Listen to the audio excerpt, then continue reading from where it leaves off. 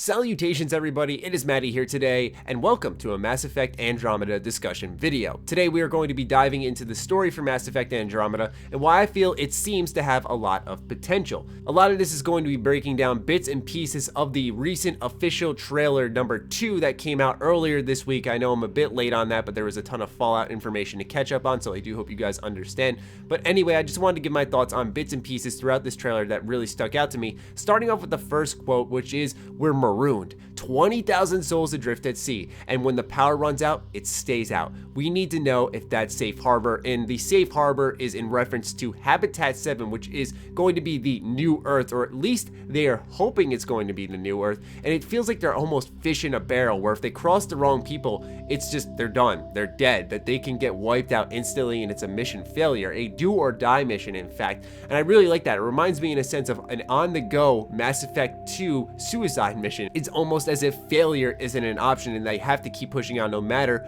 what adversaries get in their way. But I thought about this a little bit, that I doubt they're going to be able to land on Habitat 7 and go, okay, this is new Earth, let's bring the people from the Milky Way over here and start making new life. No, I don't really think that's what's going to happen, so I wonder if they're going to land on Habitat 7, maybe there's some peaceful life already established and we're viewed as the invaders in a way, and I have some more thoughts on that aspect of things, of us being the invaders, but I'll save that for later in the video because I also want to talk about the Archon, who we get a look at in this trailer, which is Mass Effect Andromeda's main antagonist. He's confirmed to be a member of the Ket species. Now, this is a brand new race in the Mass Effect franchise, and I love that in general, just with sci-fi, seeing a new type of alien, but he's described as being a combination of the Collectors and the Vorcha. The Archon is also described as a master of this game, almost as if he is toying with the crew in this story, and I wonder what that means, if where they feel like they're making progress but they're really not, and they find out what his agenda is. It can really evolve in a lot of certain ways based off what this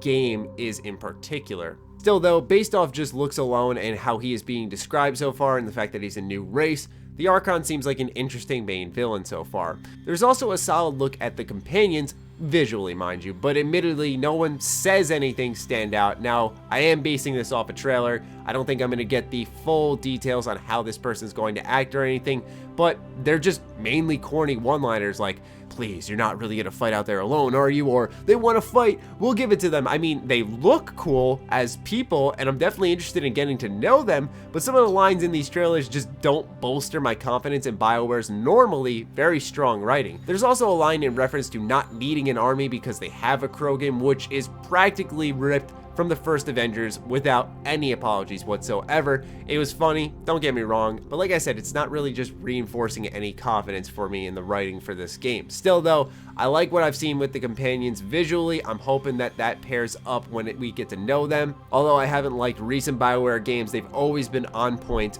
with the companions, so I'm not really too concerned with that aspect. They just said cool stuff for a trailer, and that's fine with me, but still, just breaking it down, me being me, looking way too in-depth on it, that's sort of how I feel on it. I am also a big fan of the brand new Angara race, which we also got to look at in this trailer. So 2 races were confirmed through this trailer, and yep, this shit looks like a Twi'lek from Star Wars crossing over with a lion, and I couldn't be happier with the results of the love baby between the two. It was said that we can romance this race in some way, so I'm really hoping that the Angara has some companion that we can recruit onto our team. I'm imagining that all the companions we can get in this game were not shown in this trailer. Of course, what would be the point in spoiling that for everyone who's going to play the game? We obviously want to discover them ourselves. That's part of the fun of the game. But still, as a race, visually, aesthetically, especially with the world we're seeing in the background, very different and very nice stuff. Back to the story, I'm a big fan of how the protagonists in this game work. If you pick Scott Ryder, Sarah is still in the story and vice versa. It's not one without the other. The reason this is so appealing to me is because there must be a narrative reason as to why BioWare is choosing not to forego the other gender you don't select. Now, perhaps this is just due to leading into a well-handled sibling relationship.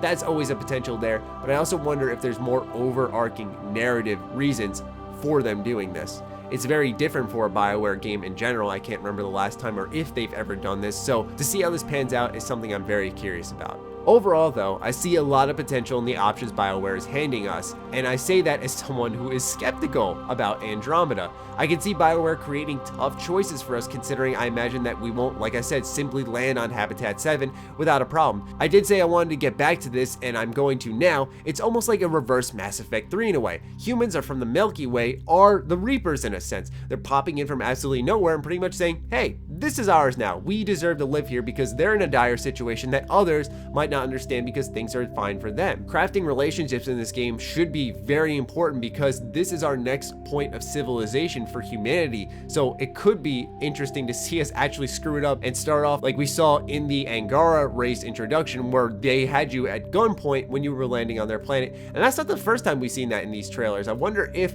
there's a way to really just fail all relations with these new races and overall just fail the mission in Mass Effect. Time will tell, but ladies and gentlemen, I wanted to just share my thoughts on the latest Mass Effect trailer. We're getting very, very close to that launch date. I'm getting super excited for it, and I'd love to hear your thoughts on this in the comments down below. Other than that, be sure to follow me on Twitter, like me on Facebook. The links are, as always, in the description down below. Consider supporting my Patreon. It fuels all the content we create here on the channel. Other than that, stay sexy, stay active. I love you all. Peace.